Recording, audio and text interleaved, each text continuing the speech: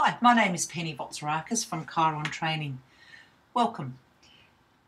Today we're going to go through some tips and tools and strategies to influence your client, and this can be done by just changing one word and one phrase.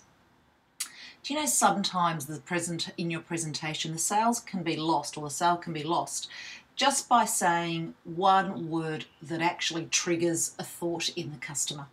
So as I've said previously, your customer, your client actually buys through emotional. So it's an emotional purchase. They then use logic to to justify that purchase. So they're using their limbic brain when they're actually purchasing.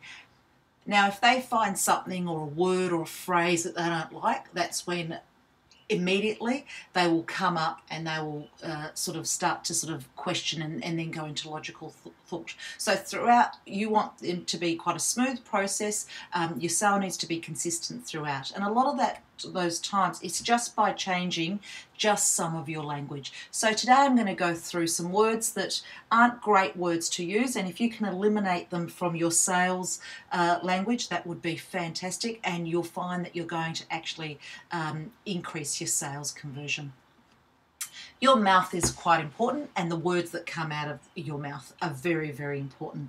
And as I said earlier, you need to be seen as somebody who is intelligent, somebody who knows their product and is confident. So the words that come out of your mouth, if you look like one of those old salespeople that are there just to make the sale, they don't care about the customer sees through you very, very quickly. So it's really important that the words that come out of our mouth are the words that really create a really beautiful shopping experience for your client.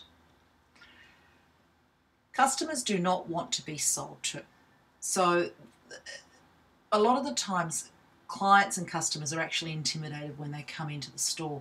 So our role is to actually get them to feel really comfortable. I know a lot of the times when I've been out there, I've heard salespeople say, "Oh, I'm intimidated by the customer." The customer is actually a lot of the times just as intimidated by us. Because they fear that they're going to be sold to. They don't want to be sold to. They want to have a great shopping experience where they know that you care about them. So I always say it's actually they're not the dollar sign. It's just that they have a problem that you need to solve.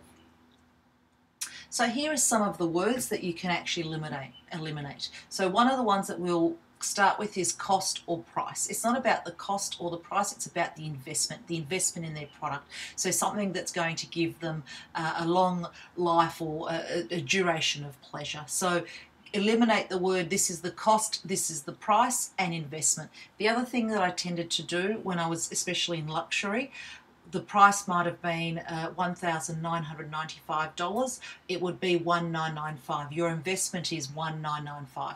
So when you start to put the dollar signs in the front, immediately you can actually trigger the logic brain. You don't need to do that. It's all about emotional purchasing. It's all about how this product will give them pleasure in times to come.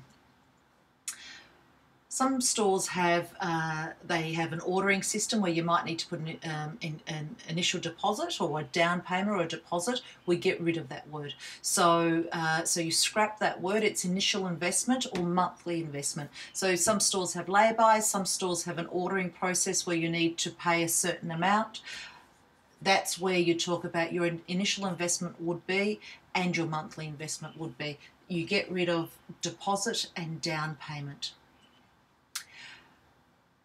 Again, some stores have contracts that you need to sign with the product. Well, it could even be a warranty contract. It could be any sort of contract where you need to sign. That's where basically you get rid of the word contract, agreement, or paperwork. Would you like to look at the agreement or the paperwork?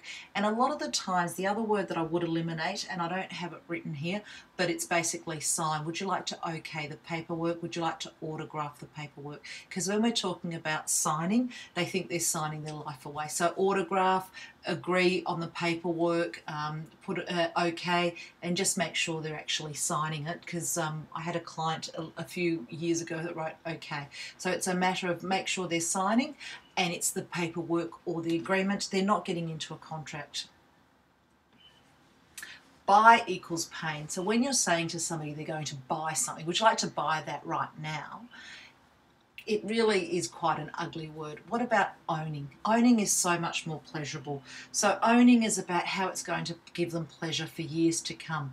So what we call future pacing. So what you can actually do in your sales presentation is talk about how they'll own this product and how much pleasure it's going to give them in the future, how they'll use it. And a lot of the times you can do that, and you would take things that they've said earlier so when you were asking questions, you were listening, and basically a lot of those things that they said and how they would use the product, what you would then do is bring it in and make it it's how they will use it, and it's a pleasurable experience. So as they're thinking about it, as they're visualizing it, as you're talking to them, the endorphins are really working, and they're thinking, yeah, this is going to be really special, I want to own this. As I said earlier, people don't want to be sold to, or they don't want to, to sell to them or sold. I don't want to be sold to. I don't want to be seen as the dollar sign. I want to know that as a salesperson, you care about me. So we talk about acquired or ordered. So you have acquired the product or you've ordered the product. It's not, I sold you that product. You acquired that product from me, or you acquired that pair of shoes. How are you going with it? Are you enjoying using it? Or I know that your friend has recommended that you come in and see me. Jane actually acquired that beautiful lounge suite, and I know that she's enjoying it. I spoke to her yesterday. So it's all about acquiring or ordered. It's never, ever, ever. So eliminate sell or sold. When you're doing, it's never a presentation. It's never a pitch or a deal. Let's do the deal.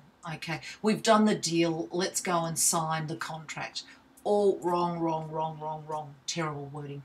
So, so basically, I have this opportunity to offer you this excellent product. So offer an excellent opportunity to you. I have an opportunity to offer you an excellent product. I'd like to present this lounge suite to you.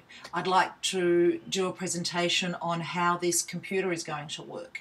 So it's all about presentation. It's all about offering an excellent opportunity. It's not about a deal. It's not about a pitch. It's none of that. Eliminate that from your vocabulary. It's always about offering the client an experience. Use your words carefully. Treat the client with respect. It's really important that you're building you're building rapport throughout. You're really there to solve the client's problems, and it's all through conversation and listening, and that's really important. So it's about the client actually trusting and liking you. Please go to chirontraining.com.au and register to get some free instant access to great tools and strategies, and these will help you increase your sales. There's lots of great information there that I know that you'll love to receive. Thank you so much.